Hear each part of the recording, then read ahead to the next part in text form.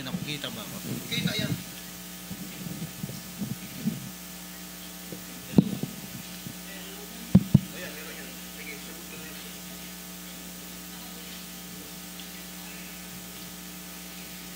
Sige. On.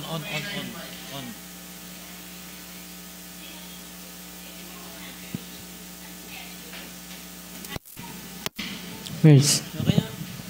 Walang internet.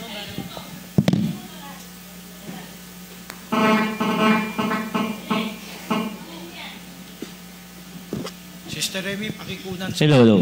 sa serye. Hello, Brother Ep. Pwede mo rin. Brother Ep, yung tanong ko, di ba yung last time na nag-usap tayo regarding begotten son, meron ka nang nabago doon sa yung explanation about begotten son. And yung bosom, ano nga ba uli yun? Yung bosom. Pero matagal na yan, no? So nagkaroon ka ng ng progressive revelation doon. Yung luma mong paniniwala, iba na doon sa bago. Kasi yung iniwan mo na paniniwala mo yun, naririnig ko pa dito yun, lalo na kay Sister Lisa. Pakibura. Tapos may follow-up question ako. Okay, buksan nyo yung Bible nyo sa John 1:18. Si-share ko yung luma kong unawa.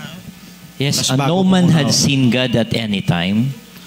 Only the begotten Son, who is in the bosom of the Father, He had declared Him. I-advertise ko lang meron akong bagong audio ni kay Gabrola sa Kronika at saka sa serye.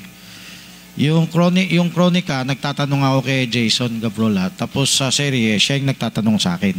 So pakinggan nyo rin para marinig yung dalawang side. Ito yung dati kong unawa sa John 1:18.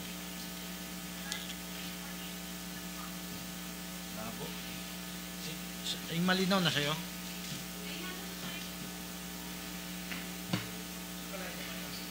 Bar pa doon yung ginagamit mo malinaw.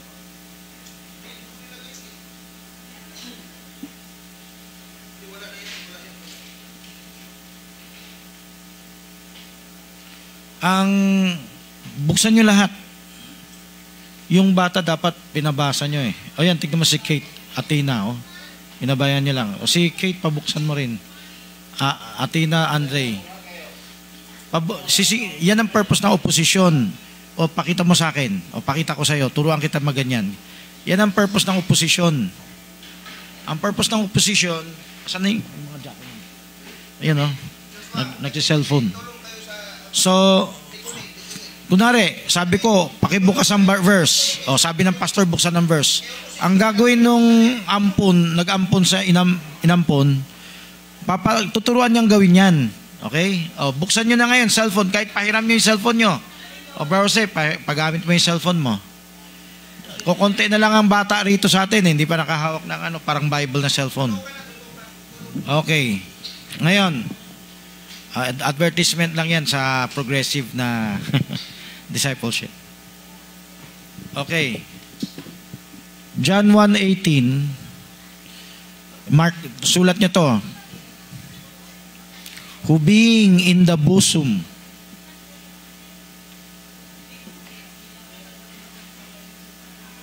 of the Father. Ano yung meaning ng bosom?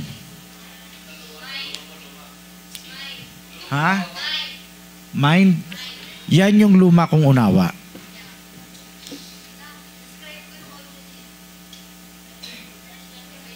Gaano kaluma? Binondo time pa. Siguro hanggang Kogyo. Early Kogyo. So, sa Tagalog ang nag-impluensya sa akin ng mind. Anong Tagalog ng bosom? Tanungin ko kayo Gerbert ba to? Athena, unahan kayo. Gerbert, Athena, Andre, Kate, unahan kayo. Ano ang Tagalog ng bosom? John 1:18. Yuri, kasama ka. Yung consolation, wala na palang consolation. Dapat na yung natira.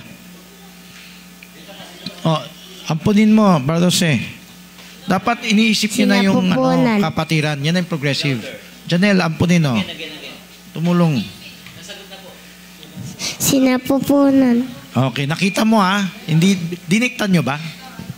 Huwag nyo diktahan, turuan nyo tumingin sa Bible. Okay? Parang workshop din yan. Oh. Ulitin nyo yung ganyang workshop dito sa... O iba yung Sunday afternoon, iba yung preaching. Yung preaching din na workshop yun. Actual na, trabaho na ng deaconing yan. Okay? Kaya i-remind gagawin yan. Ang Tagalog, ulitin natin sabay-sabay. Sinapupunan.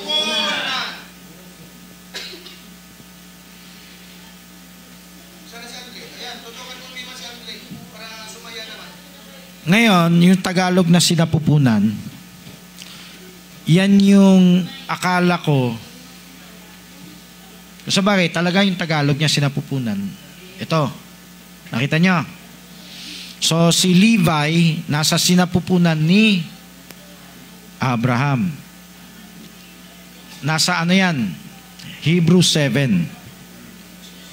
Ngayon, unawain nyo nandito ako. So, sobrang tagal na yan. 20 years na yata yan. Nakikinig ako sa broadcast ng Sabadista. Bermio, nakikinig ka rin sa broadcast ng Sabadista, di ba? O, ito sabi ni Johnson Amica na when si tatlo yan eh. Sabi nila, mali ang unawa ng iba sa bosom. O hindi yan talagang sinapupunan na loob ng katawan. Na literal. Ang tamang translation, ang tamang meaning, i-check nyo yung salitang bosom. Ito ang bosom. Kunwari, yung Bible nilagay nyo rito, bosom. Ito yung bosom. Si bisig, siping. Sa Bible, siping. Tama. Sa siping. Ang tamang Tagalog translation, siping. Siping. So yung Tagalog translation na sinapupunan, hindi yan eksakto. Ang eksaktong translation dapat ay siping. So, sinabi lang sa radyo yan ni Amican, kinote niya yung Greek. It doesn't matter kung English o Tagalog, basta ang Greek niya, yun ang ano. At ang Greek niya, i-check nyo. Mag-Google kayo ngayon. Mag-advance kayo. Ngayon din. Kaya nga may ampunan tayo. Turuan nyo mag-Google. Dali. Oh, ito yung workshop. Ito yung ano, ito yung progressive, no? Paggawa nyo para matuto. Yung bosom, yung siping, ano yung Greek word? Anong Greek word? Sabihin nyo. Humabol pa rin kayo. Turuan nyo. Tingin. Ano yung Greek niya? Sa Greek ng siping. Ha? Kolpos. Oh. Ano? Sabi niya kolpos. Check nyo na lang para make sure. Oh. So, it means chest. So, hindi sinapupunan. Talagang dito, si Juan, Apostol Juan ay nasa siping ni Jesus. Laging nakahilig. Oh. Kasi tatama ng Godhead dito eh. Ang luma kong paliwanag, sino pwede maglabas ng ano ni Gan? Yung, kailangan may illustration dyan, ano? Di bale. Tumingin na lang kayo sa chart ni Gan, yung the invisible God. Sa logos ni Gan. May mga picture yan. Pwede kayo turuan ni Remy paano makita yung picture na yan. Baka nalagay sa folder. Ano yung turo ni Gan? Yan din turo ko. Ano? Nasa logos, nasa mind, sinapupunan. Lumabas siya sa sinapupunan. Pero, ano yung turo ng Trinitarian? Hindi nasa sinapupunan. Hindi nasa mind. Katabi niya. May Greek pa nga yung Trinitarian sa John 1:1 eh. Uy, tanong bulong. Dapat hilay mo na yung tenga nito eh. Okay. Katabi. Okay, makinig kayo ha. So yan yung siping katabi. Parang nagtagumpay yung mga Sabadista, hindi lang Sabadista, lahat ng Trinitarian, na kaya nga, sa radyo, nandito ko nakaupo pa nga eh.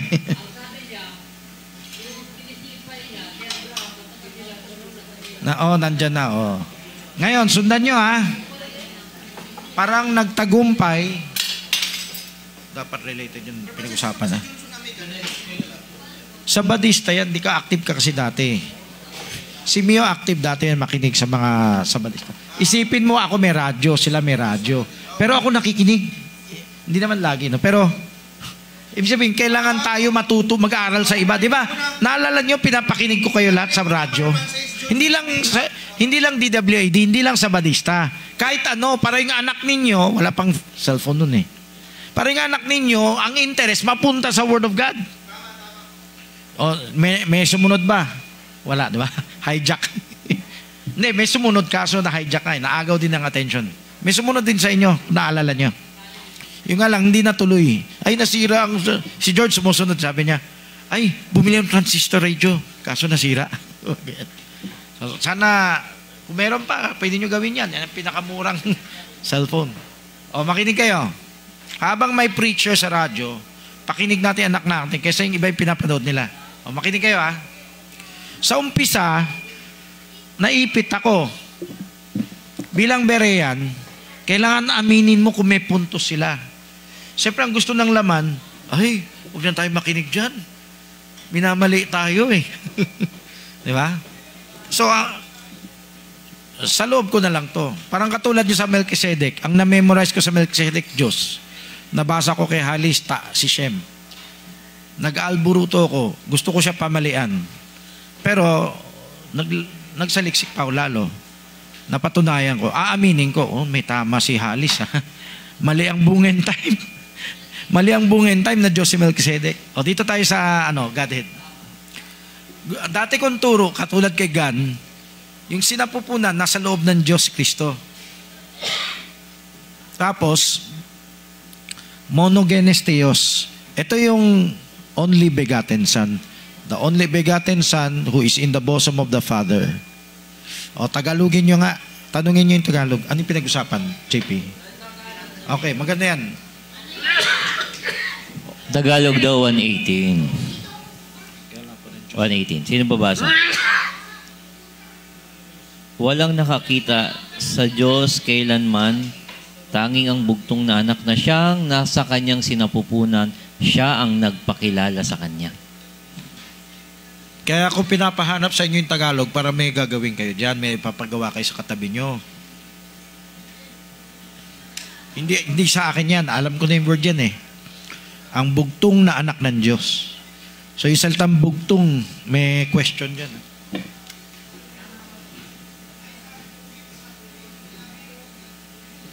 Yung translation sa Tagalog, hindi malinaw.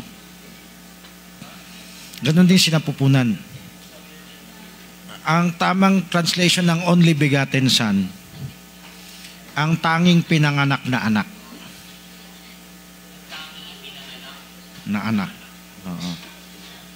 Only, tanging, begotten, pinanganak. Son, anak. Ibig sabihin, si Adan, hindi siya pinanganak na anak. Anak siya ng Diyos pero hindi siya pinanganak. Yan ang kailangan niyo unawain. Ito yung progressive revelation dyan. Si Adan, hindi pinanganak ng babae. Si Kristo lang ang pinanganak ng babae na anak ng Diyos. Ang tanong, bakit? Hindi ba anak ng Diyos din yung ibang tao? Hindi direkta. So, ang direktang anak ng Diyos na tao, si Adan at si Jesucristo. So, yung mga anak-anak nila, apo-apo na lang yan. Aampunin na lang para maging anak yan. O, sana naintindihan nyo. John 1:12. Kaya binigyan kayo ng kapangyarihan maging anak. O, paano? Aampunin kayo. Magpaampun kayo. Kung ayaw nyo magpaampun, hindi nyo matutunan yung hukom, ayaw nyo maging anak. O, dito tayo sa ano. Ito yung muna yung tagumpay na, parang tagumpay nila.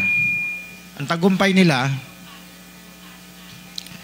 kung nasa siping, edi parang Trinitarian ka. Hindi nasa loob yung isa sa isa. Nasa katabi niya. Drawing ko rito. Ito, siping. Ito, nasa sinapupunan. Nakita niyo yung drawing? Pero mali ang sinapupunan. Ang tama, siping. Mali ang sinapupunan. Mali ba yung unawa natin sa Godhead? So, sa umpisa, nanlumo ako. Pero, hindi pala ako dapat manlumo. So Brother Francis, summary. So yung bosom, hindi na siya mind. Hindi talaga siya mind. Siping talaga yan. So maling isipin ngayon na yung bosom ay mind. Kasi dati yan din yung narinig ko eh. Talagang nasa mind ng Diyos si Kristo. Pero yung talatang yan, hindi yan sinapupunan talaga. Siping yan.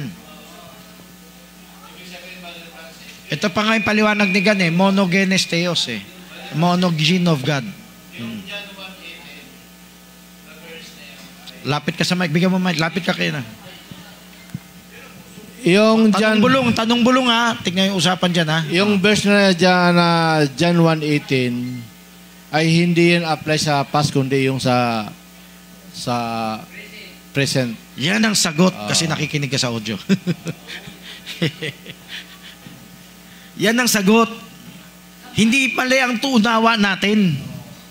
Mali lang ang akala ni Johnson Amican o pati na rin lahat ng gagamit niyan. Kailan naganap yung John 1:18? Hindi yan eternity. Nasa lupa. Alam niyo bakit? Siya ang nagpakilala sa kanya. Kailan nagpapakilala si Kristo? After baptism. So, the only begotten Son of God, who is in the bosom siping of the Father, He has declared Him. So, ang John 1:18 ay hindi eternity past. Ang John 1:18 ay nagmi-ministry sa lupa si Kristo. So, walang problema. Namuntik na, di ba? Malipas kung i-apply yan sa Old Testament, sa before, parang lumalabas exist na si Kristo. Kung ang akala mo sa John 1:18, noon pa. Oo. Tama. Pero wala namang nagpapakilala Kristo sa Ama sa Old Testament Hebrews 1:1 and 2 Okay? Oh. Ngayon, hindi ko natatalakayin yung monogenes theos, no? Yan, kasi yan ang yung grupong close ko, yung grupo ni Gan, ay hindi pa pulido yung paliwanag dyan. Wala na si Bergan, hindi ko na ma-sharean. Si Bergan lang na-sharean ko. Jackson, hindi ko ma-sharean. Si Frank, hindi ko ma-sharean. Yung iba, si Amos, nasubukan ko konti. Si Gan lang yung pinaka, hindi ko sinabing perfect siya, no? Humble, pero siya yung pinaka nagtiyagang unawain ako. Pero sa topic na yan, wala na pagkakataon. Melchizedek lang na-share ko sa kanila. Tanong. Mike. Brother Francis, yung mga verse sa Bible, kailangan nito yung dispensational at saka positional para hindi magkahalo-halo yung unawa ng tao. Okay. Sa dispensation at saka positional. Tama? Wala nang problema sa term. Oh. Pero nakikipag-sharing ka kay Bar Jason? Ayaw mo na. Hindi. Ibig ko sabihin, yung positional, sa mind of God to plan for redemption. Pero pagdating sa bosom, nasa dispensation din yan. Sige. Sa tamang application ng May verse. panahon maganap yan. Oo, Sige, ibig sabihin, salamat. yun ang sinasabi ko na dispensational at positional kung kailan yung mga verse na yan. Okay. Kung wala nang tanong, hilingin ko yung video nyo or video ni kay Magellan, lagay nyo rin sa series. Okay? Sige, may dagdag pa. Habol tanong. Ito, mabilisan lang, brother. Ito, last tanong ko na lang. Kasi nagiging argumento lagi yung kung sino ba talaga ang kasama doon sa Armageddon. Yung pagbaba ni Kristo, anghel ba talaga o yung chosen and labas mo yung Armageddon dyan Kasi pag-check ko din naman, kasi ang argument, bakit? Sabi kasi ng isa, sabi ni Brother George, anghel, Mark 8:38. Ang kay Brother Mio naman is ang Revelation chapter 17 verse 14. Tumutukoy doon sa called and chosen. Bakit? Ang tanong naman ngayon, yung anghel ba, hindi ba called and chosen? Called and chosen din naman eh. Which is tama naman po. Pagka-check mo siya sa Matthew chapter 24 verse 31. Called and chosen din naman ang anghel. So, sino ba talaga ngayon? Sino ba talaga? Anghel ba talaga? O yung called and chosen, which is the bride, na kung saan ay ito ay nakasuot, ito ay fine linen. Okay.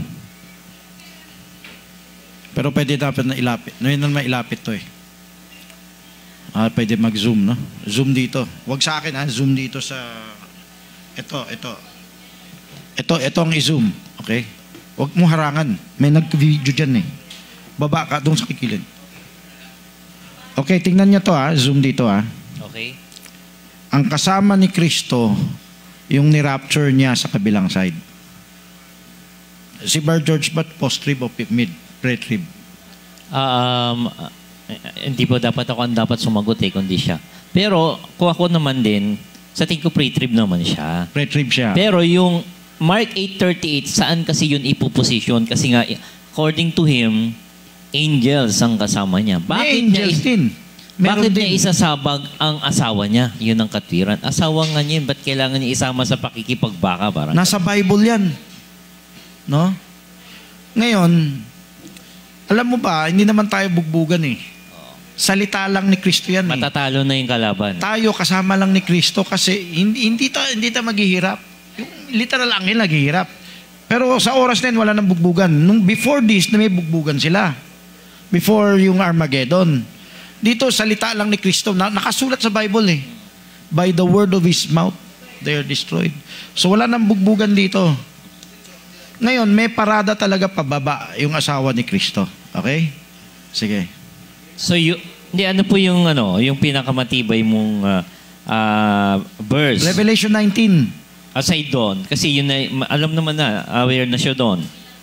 Okay. Yung Revelation 17:14 ni Pastor Mio. The Lord cometh with 10,000 of His saints. Yung kay Enoch, yung kay Jude. No, sabi ni Enoch, the Lord cometh with, ito yun. Yung nakita ni Enoch, ito yun. With 10,000 of His saints. So stick tayo doon. Yun po ang correct.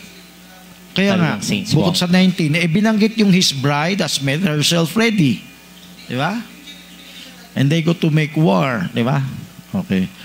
And He shall gather His elect from the four winds and the four one end of heaven to the other. So may tao dyan. Sino yung elect? Believers and Christians. Bakit yung po, elect din po yun eh. Pwede mong ituring elect ang angels. Yes, elect pero hindi nagamit yung angels na elect. Alam nyo bakit? Hindi sila nagrebelde. Tayo elect kasi tinawag tayo galing tayo sa rebellion, galing tayo sa lusak ng kasalanan. Ibig sabihin, isa ka sa pinili. Yung anghel, hindi yan tinatawag na pinili. Although pwede mo ito ituring na pinili. Hindi yan tinatawag na pinili sa Bible. Basahin ko, Brother Francis. Yung binanggit ni Brother, sabi dito,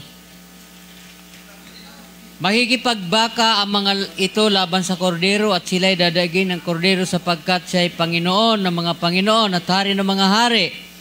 At ang mga kasama niya na mga tinawag, yun, elect. At mga pinili, at mga tapat ay nananaig din. Yung mga anghel, kakampi na yan. Bakit? Hindi naman tinawag kita. Yun. Hindi naman bago pinili. Pa itatagan sa libutan. Wala nang ganun-ganun. Para sa atin yun. Okay. Okay, ayun na yun. Brother F. Sige, na tayo? Pray na tayo. At, sige, paki-pray. Bar Ruel. Closing prayer mo. O Bar Magellan, ikaw na lang.